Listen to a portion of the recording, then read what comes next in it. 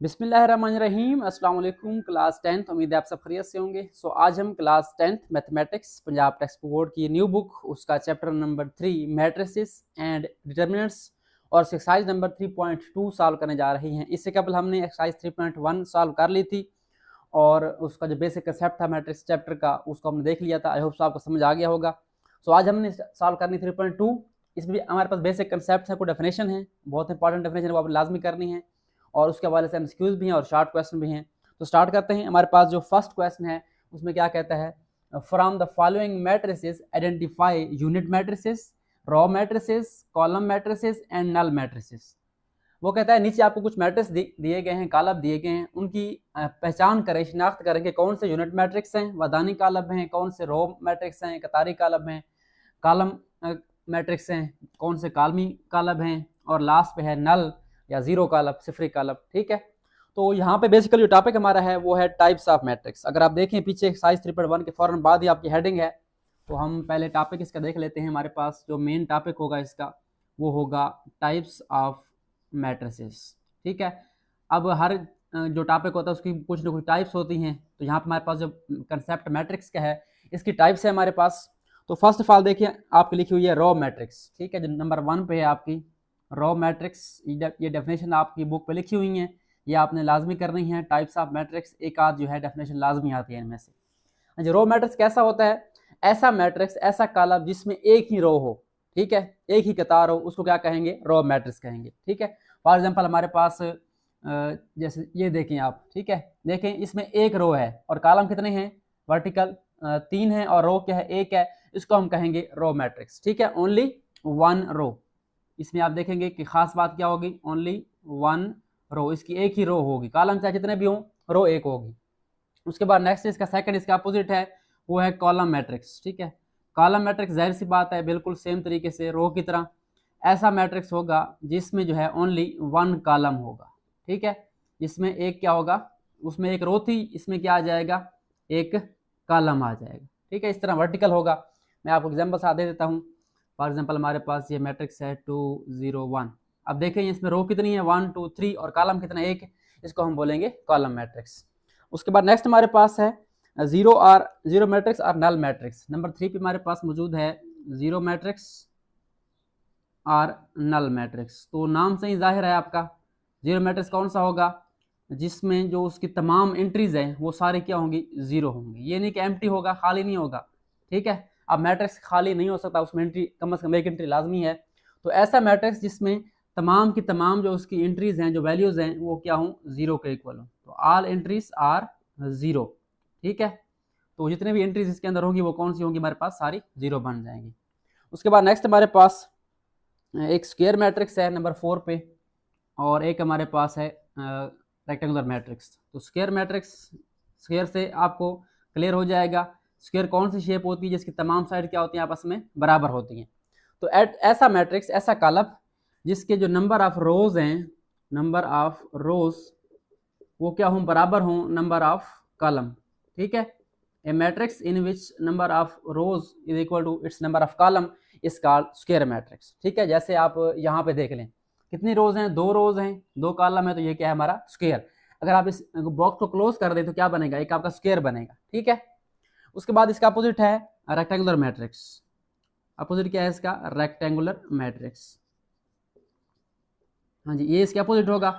उसमें क्या था, उसमें था number of rows is equal to number of column. इसमें क्या होगा, number of rows is not equal to number of column. ठीक है, number of rows is not equal to number of columns. तो ये हमारे पास जो है क्या सा आ गया, रेक्टेंगुलर मैट्रिक्स। अगर आप देखें यहाँ पे ये वाला रो कितनी, एक है, और कॉलम कितने हैं, 3 है। अगर इसको आप क्लोज करें तो ये क्या बनेगी आपकी, स्क्वायर कब भी नहीं बनेगा, आपका क्या बनेगा, रेक्टेंगल बनेगी आपकी। ठीक है, इसलिए इसको नाम दिया गया है रेक्टेंगुलर मैट्रिक्स। चलिए जी, उसके बाद हमारे पास नेक्स्ट जो है 3 मैट्रिक्स और हैं जो कि बहुत इंपॉर्टेंट हैं। वो यूज तो हमारे नेक्स्ट क्वेश्चन में होने हैं, वैसे हम पढ़ लेते हैं उनको। हमारे पास जो फर्स्ट मैट्रिक्स है, नेक्स्ट नंबर हमारे पास क्या बनेगा, 6। ठीक है, 6 में हमारे पास, मैं यहाँ पे नाम लिख देता हूँ।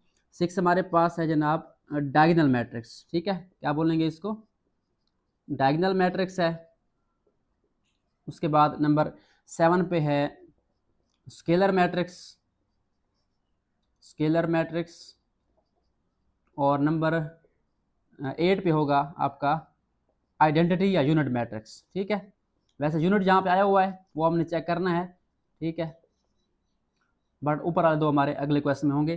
तो ये तीनों आपस में जो है लिंक्ड हैं। ठीक है, ये आपने याद रखना है। इसका आप याद रखने का तरीका क्या है कि आपका जो रो मैट्रिक्स है, कॉलम मैट्रिक्स, ये आपस में लिंक होंगे, यानी एक रो तो रो मैट्रिक्स, एक कॉलम तो कॉलम मैट्रिक्स। जीरो डाल आपका सिंपल है।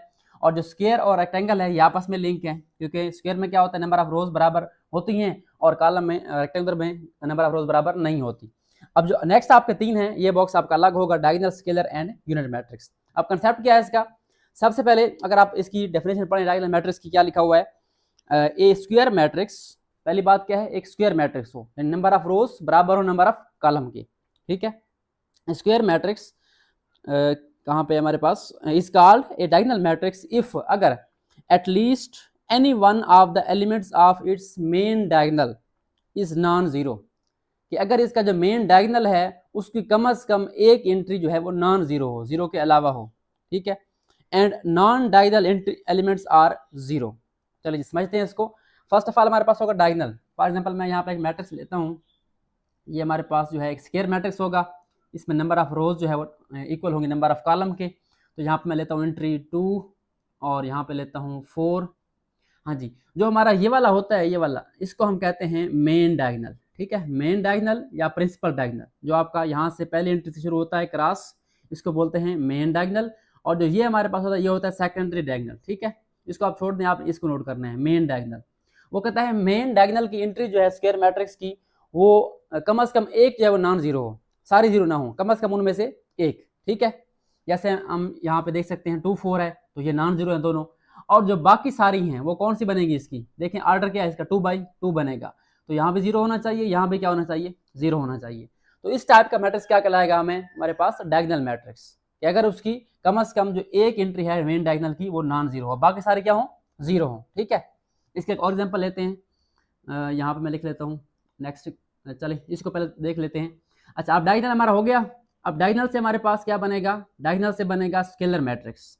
क्या बनेगा, स्केलर मैट्रिक्स। अब स्केलर मैट्रिक्स में अगेन डायगोनल की टाइप है। ठीक है, अगर आप गौर से पढ़ें तो लिखा हुआ है a diagonal matrix is called scalar matrix if all entries in main diagonal are same and non zero. वो कहता है कि अगर आपकी जो ये चीज है ये बाकी सेम रहे, ठीक है, तो क्या बन जाएगा, ये डायगोनल बन जाएगा, यानी इसकी मेन डायगोनल की एंट्रीज जो है वो नॉन जीरो हैं। उसके अलावा अगर ये वाली सेम हो जाती हैं, 2 हो जाए, 4 हो जाए, ठीक है, 6 कोई भी एंट्री है जो जहाँ पे वो सेम है और नॉन जीरो, जीरो के अलावा हो, ठीक है, तो ये क्या बन जाएगा आपका, ये बन जाएगा आपका, ये था हमारा डायगोनल, डायगोनल से क्या बन जाएगा, ये वाला हमारा स्केलर बन जाएगा। ठीक है, स्केलर आप याद रखना, स्केलर मतलब सेम। ठीक है, स्केलर एस से सेम, यानी जो डायगोनल एंट्री है वो सेम हो आपस में। ठीक हो गया। अच्छा, अब आगे चलते हैं। इसी से हमारे पास बनता है यूनिट मैट्रिक्स या आइडेंटिटी मैट्रिक्स। हाँ जी, चलें भी पहले रिवाइज करें। सबसे पहले डायगोनल क्या था, एक स्क्वायर मैट्रिक्स हो और उसका जो मेन डायगोनल है, ये वाला मेन डायगोनल हमारा ये वाला होता है। ठीक है, इसकी जो एंट्रीज है उनमें से कम एक जो है जीरो के अलावा हो। ठीक है, एक जो है नॉन जीरो होना चाहिए, सारे जीरो हो गए तो फिर क्या बन जाएगा आपका, वो बन जाएगा आपका जीरो मैट्रिक्स। ठीक है, तो मेन डायगोनल में कम से कम एक, दो भी हो सकती हैं, तीन भी हो सकती, सारी की सारी भी है नॉन जीरो हो सकती हैं, बट इसके अलावा क्या हो, सारे जीरो हों, ये क्या कहलाता है, डायगोनल मैट्रिक्स। अब डायगोनल को कन्वर्ट करेंगे स्केलर में। स्केलर कब बनेगा, जब उसके मेन डायगोनल की तमाम एंट्रीज क्या हो, सेम हो, एक जैसी हो। ठीक है, और बाकी सारे क्या हो, जीरो हो। अब आइडेंटिटी कैसे बनेगा, आइडेंटिटी क्या होता है, यूनिट 1। ठीक है, तो अब वही बात कि जो मेन डायगोनल की एंट्रीज हैं अगर वो क्या हो जाए, 1 1 हो जाए, क्या हो जाए, 1 1, और बाकी सारी क्या हो जाए, जीरो हो जाए, तो क्या कहलाएगा हमारे पास, this is called unit matrix और आइडेंटिटी मैट्रिक्स। ठीक है, तो ये हमारे तीन मैट्रिक्स हैं जो आपस में लिंक हैं। सबसे पहले डायगोनल होगा, उसके बाद डायगोनल जो है वो स्केलर बनेगा, फिर स्केलर क्या बनेगा, आइडेंटिटी बनेगा। ठीक है, तो ये वाली जो दो हैं आपकी स्केलर एंड आइडेंटिटी यूनिट, ये दोनों डायगोनल की टाइप्स हैं। ठीक है, जब इनकी डेफिनेशन आएगी तो सबसे पहले आप लिखेंगे डायगोनल मैट्रिक्स। ठीक है, जब इसकी आएगी इसकी आप लिखेंगे स्क्वायर मैट्रिक्स। ठीक है, तो ये हमारे पास डेफिनेशन तकरीबन जो है क्लियर हो चुकी हैं टाइप्स इसकी। आगे 2-3 रहती हैं, वो क्वेश्चन के साथ हम कर लेंगे। आई होप सो आपको बेसिक कंसेप्ट मिल गया होगा। हमने कितनी पढ़ी है डेफिनेशन, रो मैट्रिक्स सिर्फ एक रो वाली, और उसके बाद कॉलम मैट्रिक्स जिसमें एक कॉलम हो, ये हमारे पास दो सिंपल हो गई। उसके बाद जीरो मैट्रिक्स या नल मैट्रिक्स जिसमें सारे एंट्री जीरो हो। उसके बाद स्क्वायर एंड रेक्टेंगुलर, स्क्वायर में नंबर ऑफ रोज बराबर होती है नंबर ऑफ कॉलम्स के, और रेक्टेंगुलर में क्या होता है, नंबर ऑफ रोज बराबर नहीं होती नंबर ऑफ कॉलम में। ठीक है, और आगे हमारे पास 3 है डायगोनल, स्केलर एंड यूनिट। तो वो कहाँ से बनते हैं, इस तरह बनते हैं, main diagonal entry non zero हो, ठीक है। अच्छा एक और बात, यहाँ पे हमारा ये जीरो हो सकती है, ठीक है, क्यों, क्योंकि उसने कहा है कम से कम एक एलिमेंट जो है नॉन जीरो हो, तो एक यहाँ पे नॉन जीरो है तो ये क्या हमारा डायगोनल है। लेकिन जब स्केलर पे आएंगे तो फिर सारी सेम होनी चाहिए, जीरो यहाँ पे नहीं आ सकता, ठीक है। और यहाँ पे हमारा 1 1 बन जाएगा तो क्या बन जाएगा, ये वाला यूनिट मैट्रिक्स बन जाएगा। क्लियर है। अब हम चलते हैं क्वेश्चन नंबर 1 की तरफ और क्वेश्चन 2 की तरफ और 3 की तरफ। इंशाल्लाह आपको वो अब इजी लगेंगे, एमसीक्यूज टाइप क्वेश्चन है, सिर्फ आपने आइडेंटिफाई करना है कि कौन सा मैट्रिक्स है। चलिए अब सॉल्व करते हैं क्वेश्चन नंबर 1 को। सो आई होप सो आपको बेसिक डेफिनेशन क्लियर हो गई होंगी। अब हम चलते हैं क्वेश्चन 1 के सॉल्यूशन की तरफ। क्या करना है, आइडेंटिफाई करना है कि कौन सा मैट्रिक्स यूनिट है, row, column and null matrix. Definition हम देख चुके हैं, समझ आ गई होगी आपको। तो फर्स्ट देखिए हमारे पास मैट्रिक्स ए है, इसमें देखिए हमारे पास एक ही रो है, ठीक है। तो इनमें से कौन सा बनेगा हमारे पास, रो मैट्रिक्स। तो यहाँ पे आप लिखेंगे matrix A is row matrix. सिर्फ आपने जस्ट इसकी टाइप लिखनी है, जो कि एमसीक्यूज टाइप क्वेश्चन है कंसेप्ट के लिए आपके। उसके बाद सेकंड पे आ जाएं, तो इसमें एक रो है एक कॉलम है, तो रो भी हो सकता है कॉलम भी हो सकता है। बस इससे बढ़कर देखें तो हमारे पास यहाँ पे जो एंट्री है वो जीरो है, ठीक है। तो जीरो जब सारी एंट्री हो जाए तो क्या बन जाता है हमारा, नल आर जीरो मैट्रिक्स, ठीक है। तो यहाँ पे लिखा हुआ है हमारा नल मैट्रिक्स, तो यहाँ पे हम लिखेंगे नल आर जीरो मैट्रिक्स। उसके बाद नेक्स्ट सी पे देखें, हमारे पास सी मैट्रिक्स कौन सा है, सी हमारे पास है 1 0 0 1। अगेन आप देखें इसकी जो मेन डायगोनल एंट्री है वो क्या है हमारे पास, यहाँ पे 1 1 है, और जो नॉन डायगोनल एंट्री है रिमेनिंग एंट्री वो क्या है, 0 है। अभी पढ़ा था हमने डायगोनल, स्केलर एंड आइडेंटिटी।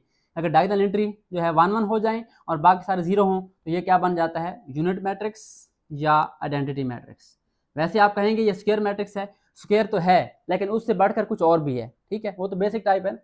अगर आगे वाली ये बन रही है खास डायगोनल, स्केलर, आइडेंटिटी, तो आपने वो लिखनी है, ठीक है। यहाँ पे क्या लिखा हुआ है, यूनिट मैट्रिक्स या आइडेंटिटी मैट्रिक्स। यूनिट भी लिख सकते हैं, आइडेंटिटी भी लिख सकते हैं, इसका नाम जो है दोनों चल जाएंगे आपके। चलिए उसके बाद नेक्स्ट हमारे पास मैट्रिक्स डी है। इसमें देखें हमारे पास 2 रोज हैं 2 कॉलम है, स्क्वायर मैट्रिक्स बन सकता है। बट एंट्रीज देखें कौन सी हैं, एंट्रीज भी आपने चेक करनी है, 0 0 0 0। तो ऐसा मैट्रिक्स जिसमें सारे एंट्री 0 हो तो क्या बन जाता है, जीरो मैट्रिक्स या नल मैट्रिक्स। तो यहाँ भी आप लिख सकते हैं matrix D is called null matrix.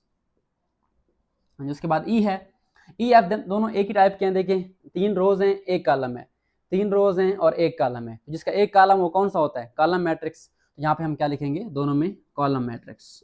तो ये हमारे पास आ गया कॉलम मैट्रिक्स ई वाला भी, और जो एफ वाला है वो भी हमारे पास क्या आ गया, कॉलम मैट्रिक्स। तो ये हमारे पास क्वेश्चन नंबर 1 हो गया। बिल्कुल सेम तरीके से क्वेश्चन 2 भी हो जाएगा, 3 भी हो जाएगा। जस्ट आपको कंसेप्ट क्लियर होना चाहिए, इससे पहले आपने डेफिनेशन पढ़ लेनी है, उनको समझना है, ताकि आपको ये वाले क्वेश्चन ज़रा ईजी हो जाए। अब हम चलते हैं इसके नेक्स्ट क्वेश्चन, क्वेश्चन नंबर 2 की तरफ। सो स्टार्ट करते हैं question number 2। First of all इसकी स्टेटमेंट रीड कर लेते हैं। हमारे पास स्टेटमेंट में क्या है, identify the type of the given matrices. क्या करना है हमने, गिवन मैट्रिक्स की टाइप, गिवन दिए गए कॉलम की किस्म मालूम करनी, कौन सी किस्म का है, कौन कौन में से, एज रो मैट्रिक्स, रो वाला चेक करना है, कॉलम चेक करना है, स्क्वायर एंड रेक्टेंगुलर मैट्रिक्स। इनमें से कौन कौन से रो मैट्रिक्स हैं, कॉलम है, स्क्वायर हैं, रेक्टेंगुलर हैं। डेफिनेशन आप देख चुके हैं, रो में क्या होता है, एक रो होती है, कॉलम में एक कॉलम होता है, और स्क्वायर में जो तादाद है रोज और कॉलम के बराबर होती है और रेक्टेंगुलर में बराबर नहीं होती। स्टार्ट करते हैं। फर्स्ट हमारे पास मैट्रिक्स ए है। अगर आप गौर करें तो 3 रोज हैं इसके अंदर और 1 कॉलम है, ठीक है। अब ये हमारा रो तो नहीं हो सकता, क्या हो सकता है, कॉलम हो सकता है, ठीक है, कॉलम मैट्रिक्स।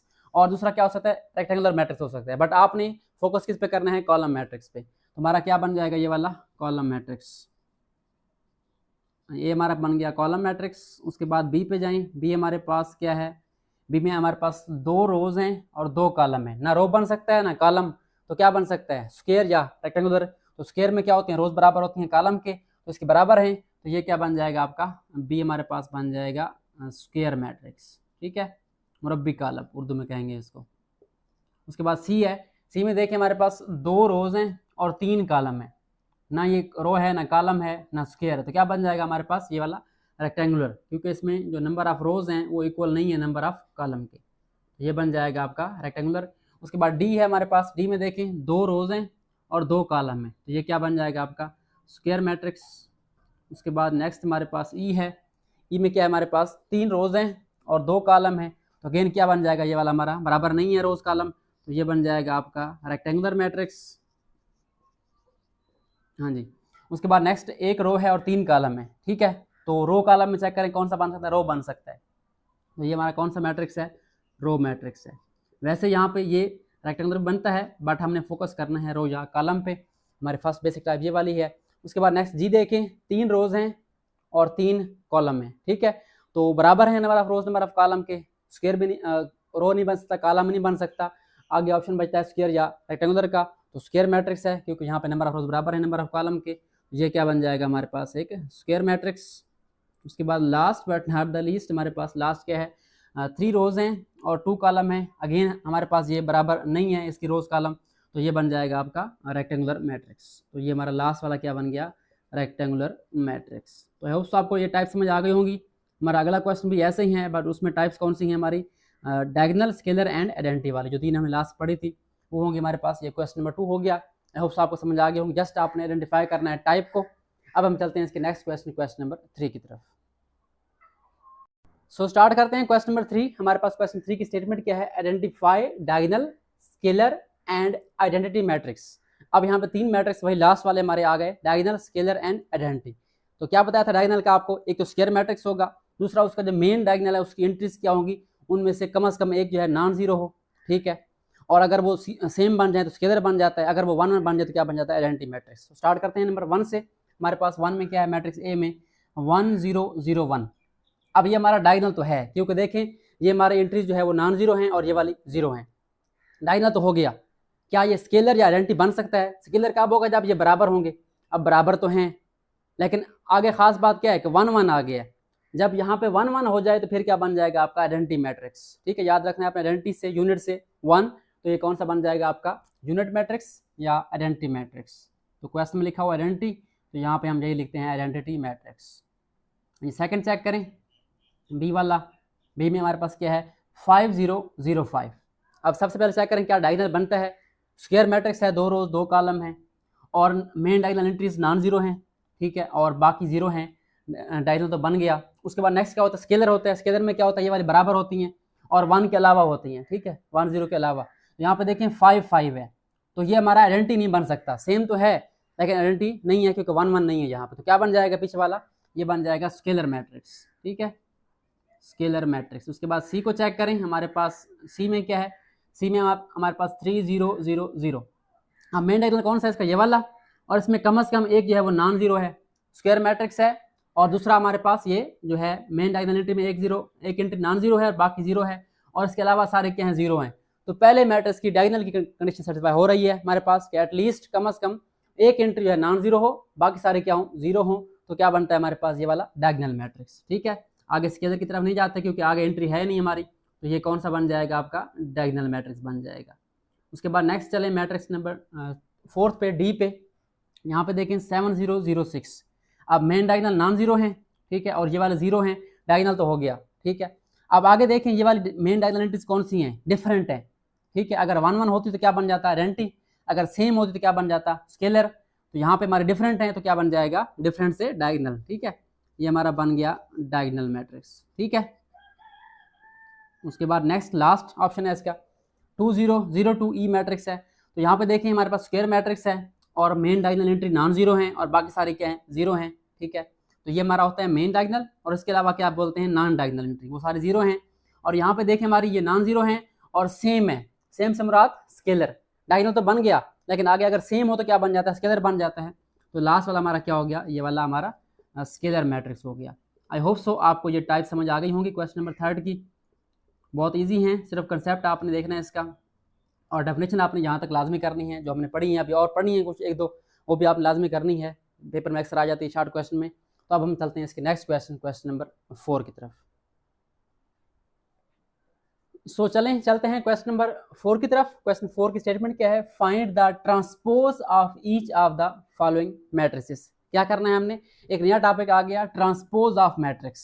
तो फर्स्ट ऑफ ऑल इसकी डेफिनेशन देखिए, आपकी पढ़ी है ट्रांसपोज ऑफ मैट्रिक्स की, पेज नंबर 51 है, वहाँ पे लिखा हुआ है a matrix obtained from a given matrix. अगर आपको एक मैट्रिक्स दिया गया हो उसे एक और मैट्रिक्स बना लें by interchanging the rows and column, कि रोज को क्या बना दें, कॉलम बना दें, या कॉलम को क्या बना दें, रोज बना दें, ठीक है। अगर समझ नहीं आई तो मैं आपको इसकी एग्जांपल देता हूँ, रियल लाइफ एग्जांपल। आप अपना मोबाइल फ़ोन ले लें, ठीक है, और उसमें ऑटो रोटेशन ऑन कर लें, ठीक है। तो क्या देखें, हमारे पास ये एक वीडियो चल रही है, देखें ये वीडियो प्ले हो रही है, मेरा लेक्चर है।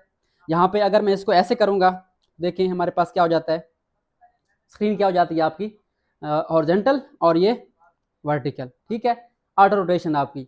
तो अगर आप देखें तो ये यहाँ पे हमारा मैट्रिक्स यूज हो रहा है, ठीक है। आप कहते हैं ना मैथ अप्लाई नहीं होती, तो आपका जो मोबाइल फोन है टोटली ये मैट्रिक्स है, ठीक है।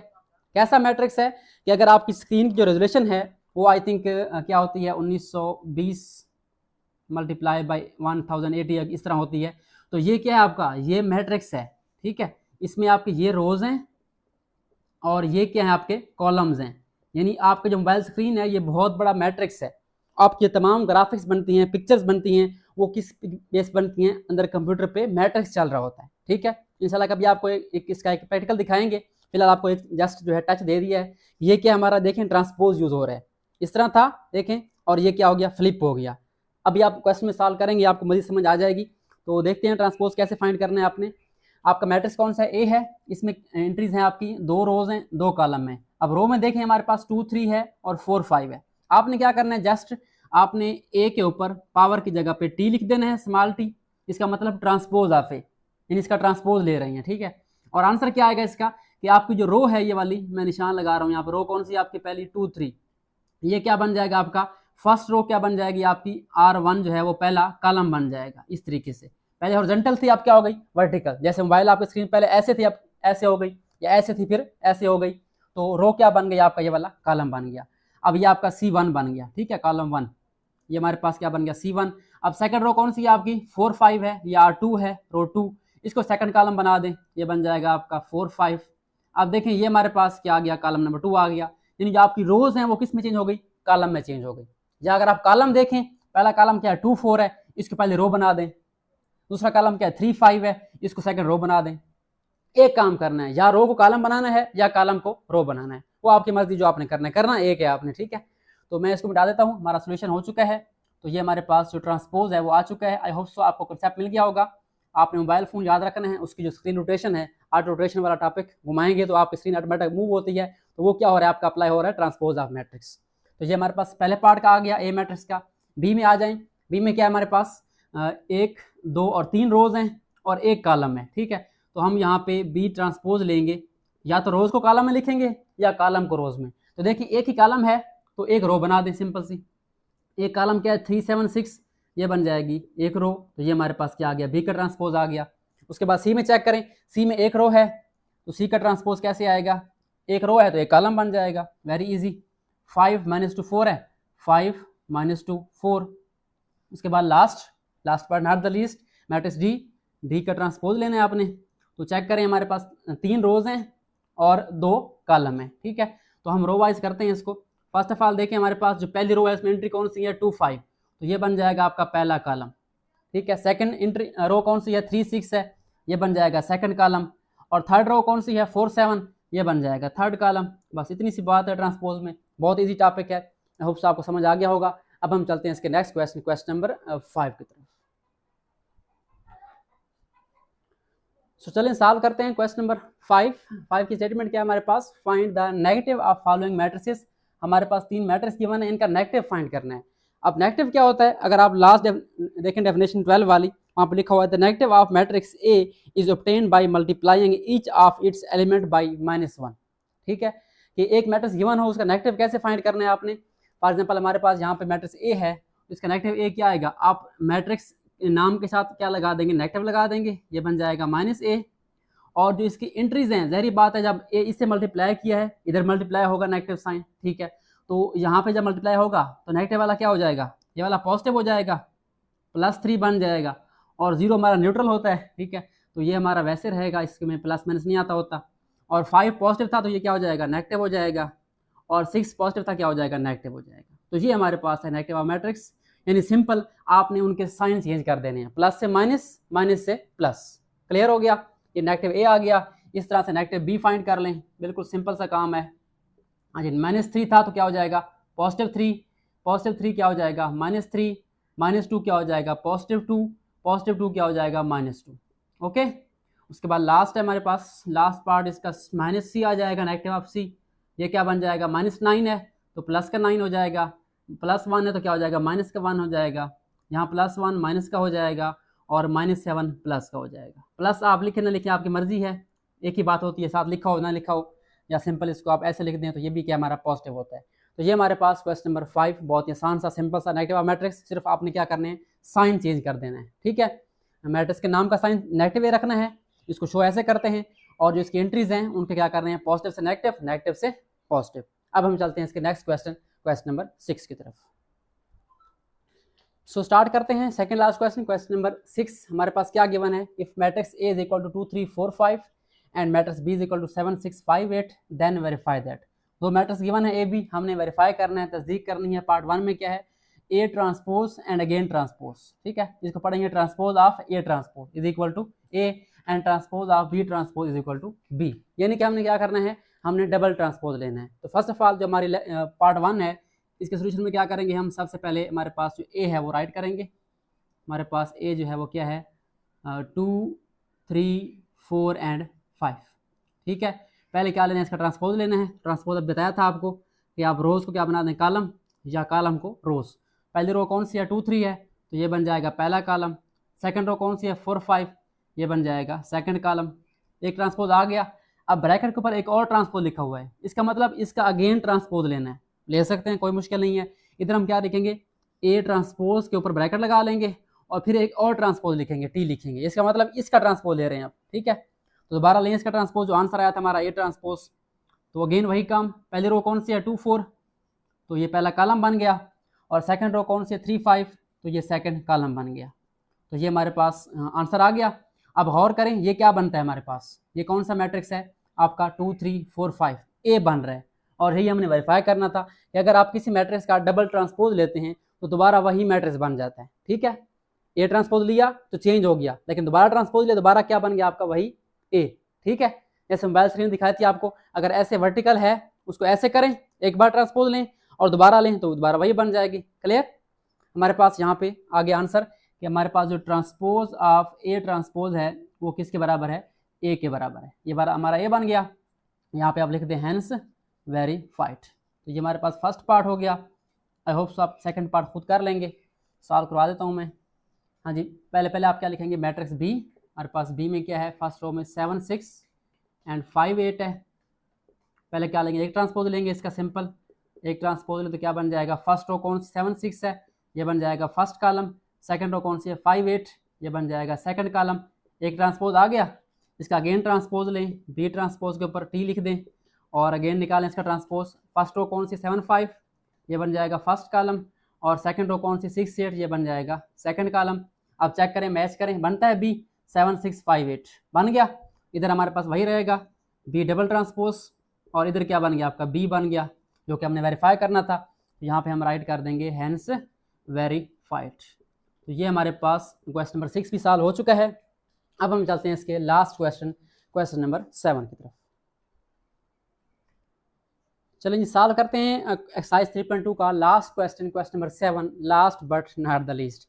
क्या करना है हमने, यहाँ पे हमारे पास गिवन है, शो दैट, साबित करें, matrix L is equal to 2 3 4 3 -2 5 4 5 0 is a symmetric matrix. अब यहाँ पे एक और टॉपिक आ गया, अगर आप देखें पेज नंबर 52 पे आपकी दो डेफिनेशन पढ़ी हैं, ये भी बहुत इंपॉर्टेंट है, सिमेट्रिक एंड स्क्यू सिमेट्रिक। ठीक है, एक हमारे पास होता है सिमेट्रिक मैट्रिक्स, सिमेट्रिक क्या होता है और स्क्यू सिमेट्रिक क्या होता है, थोड़ा सा डिफरेंस है। सिमेट्रिक ये होता है कि अगर आपके पास एक मैट्रिक्स ए है और आप उसका ट्रांसपोज लेते हैं, क्या लेते हैं, उसका ट्रांसपोज लेते हैं, दोबारा क्या बन जाता है, वही ए बन जाता है। यानी एक मैट्रिक्स का ट्रांसपोज लिया फिर भी वही बन गया, तो क्या कहलाता है हमारे पास, ऐसा मैट्रिक्स जो ए है वो सिमेट्रिक कहलाता है। और स्क्यू कब कहलाता है, स्क्यू सिमेट्रिक, ये हमारे पास थोड़ा सा चेंज होगा। अगर आपका एक मैट्रिक्स ए है, उसका आपने ट्रांसपोज लिया, वो उसके नेगेटिव ए के बराबर आ गया, यानी माइनस बाहर आ जाता है, तो क्या बन जाता है, वो स्क्यू सिमेट्रिक। बट हमने क्या करना है, सिमेट्रिक शो करना है। तो फर्स्ट ऑफ ऑल आपके देखेंगे हमारे पास जो गिवन मैट्रिक्स है वो राइट करेंगे सोल्यूशन में। हमारे पास गिवन मैट्रिक्स कौन सा है, गिवन हमारे पास है एल हमारे पास है 2 3 एंड 4 पहली रो में, सेकंड में है 3 -2 5, और थर्ड में है 4 5 0। तीन रोज हैं इसके, तीन कॉलम हैं। तो क्या करना है, इसको शो करना है सिमेट्रिक, तो क्या करना पड़ेगा, ट्रांसपोज लेना पड़ेगा।